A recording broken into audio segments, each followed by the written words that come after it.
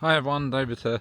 So this part of the Ashridge Estate is known as the Prince's Riding, and it's an avenue in the trees between Ashridge House and the Bridgewater Monument. And it was created from the forest so that the Bridgewater Monument behind me in that direction can be seen from Ashridge House. And the Bridgewater Monument is a tribute to the person known as the Canal Duke. So that's Francis Egerton, the third Duke of Bridgewater, and he's known as the Canal Duke because he created the first canal in the UK, and it's the Bridgewater Canal, and it goes between Manchester, Runcorn and Lee, but he created it to transfer coal from his mines in Worsley to Manchester to make a nice profit for himself. He was the person behind the grand plans for Ashridge House, and his ancestors bought the land in 1604 when it was still Ashridge Priory, but it was getting a bit old and decrepit by the time he took over it. So in the 1760s he demolished the whole thing, and he had plans to rebuild it. But then he died in 1803, and the project was taken on by one of his successors, and then it was built between 1808 and 1814. Oh yes, and Bridgewater Monument, 33 metres high and 174 steps. And from the top of it, it's really impressive. You can see all of the main sites in London: Wembley Stadium, the Shard, the Walkie Talkie, Cheese Grater, all the main sites you can see for miles around, on top of all of the beautiful countryside around this area. Aldbury Village is right next door to the Ashridge Estate, where they filmed Midsummer Murders and all that sort of stuff. So yeah, it's a beautiful place to visit.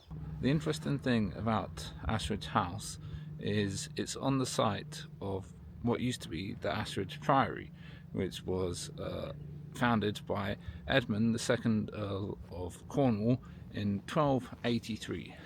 Now, it was seen as a very secluded place where the monks could practice their religion in peace and harmony, and live a very solitary, basic life.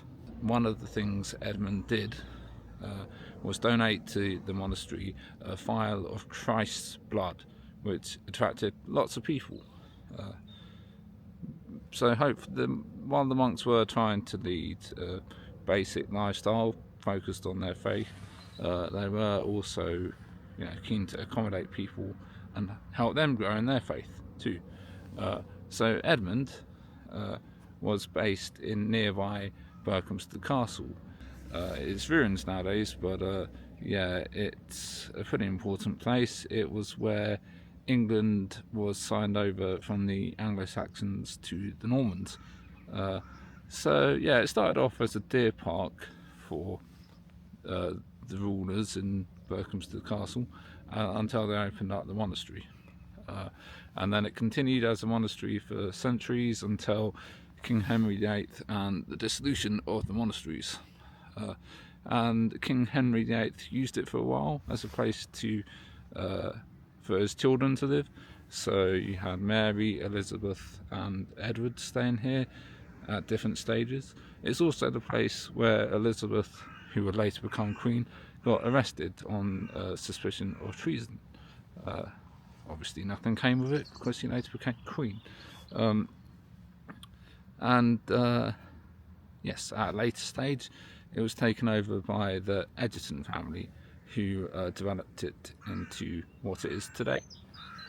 It was done in the neo-Gothic style, which was popular at the time, and it just looks fantastic. I'm very grateful to have this here right on my doorstep in Hertfordshire. Initially it was based right on the boundary of Hertfordshire and Buckinghamshire, so the boundary line went right through the dining room of the house.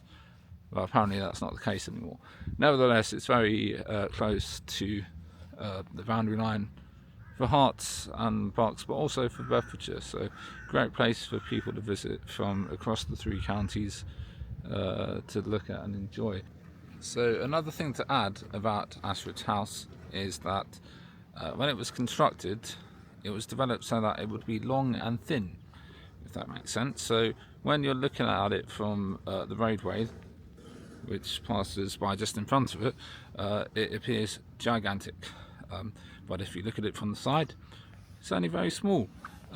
So why was that done? That was done for an obvious reason. It's so that the owners of the house could impress all of their friends and all of their VIP guests, so that when they came, they would see a gigantic house. And it is gigantic, but it looks bigger than it would do if it was square, because it's all stretched out. So that's why they did it that way. And also, this house will soon be open to the general public, presumably, because the local council, Tacoma Borough Council, have granted permission for it to become a hotel with 206 bedrooms. So you'll be able to come and stay in this house and enjoy it. At the moment, it's a business school, which means you can't really go there, you can't really stay there unless you're having a wedding, you want to stay overnight or something like that. It's more limited range of reasons why you can stay there. And the conversion into a hotel, although no, it's going to remain the same, but they're just going to open it up to the public. But this is going to enable them to pay, it's going to make it much easier for them to pay for the upkeep of the manor, because it's Grade 1 listed, and they have to be very careful with repairs they do. So I used to work for the local paper here, and I remember writing a story about some bees that were nesting there and doing damage to the stones, and they had to repair it, but they had to repair it like for like because it's Grade 1 listed. So they had to get a specialist Tottenham stone to put it all back in, and it's very complicated and very expensive. And as I was coming here today, I could see workers on scaffolding around the manor. So hopefully this will not just open it up to more of the public for them to enjoy, but also make it more cost effective to preserve the manor for future centuries. Hi, so I've just passed Ashridge House about that way, and now I'm walking down into what is known as the Golden Valley. So the most interesting thing about the Golden Valley is it was designed by Capability Brown. He's known as Capability Brown because he said capability a lot, or that's capable, something like that. But he's better known for designing the gardens of Chatsworth House, where they have a massive fountain dribbling its way all the way down the hill, and it's really good.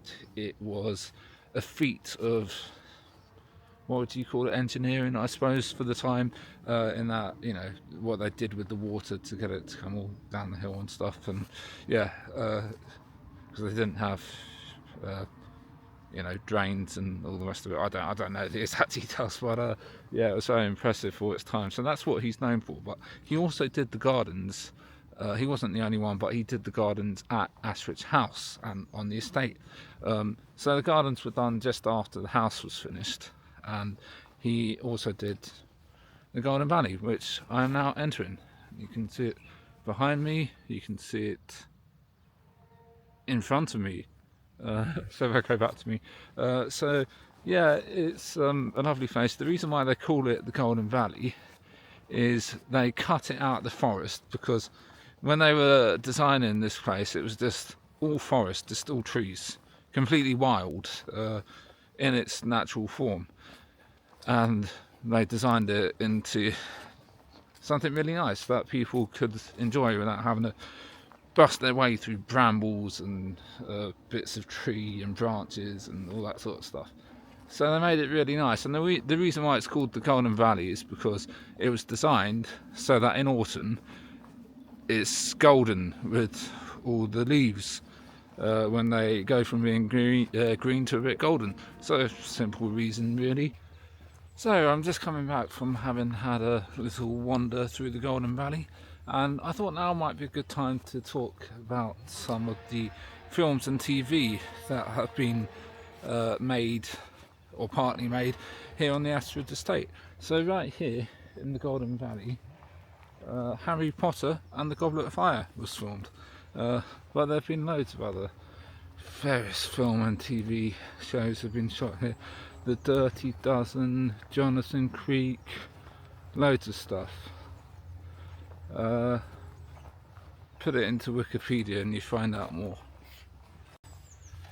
Another Harry Potter fact to do with the Ashridge Estate just came to mind. The Wampin Willow is here on the Ashridge Estate, or it was, and it's not actually a willow tree, it's a beech tree. But yes, the Wampin Willow is actually a beech tree that was in the Friston Beeches part of the Ashridge Estate. I say was here because it was struck by lightning many years ago and split in two from top to bottom. And since that time the whole area has become massively overgrown. So if it does exist, I mean it's a dead tree. It's been a dead tree for years, and the whole area has become massively overgrown now, so you probably wouldn't be able to find it.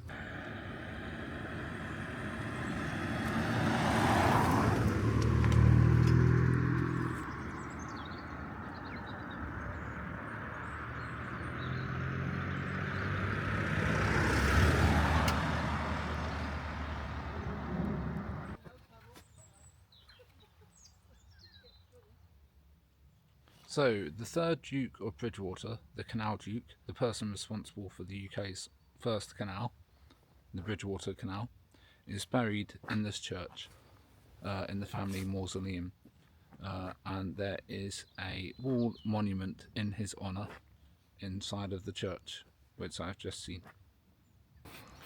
So, I'm now just getting towards the end of my walk through the Ashridge Estate. Unfortunately, I slipped over in the mud right at the end. Have a look.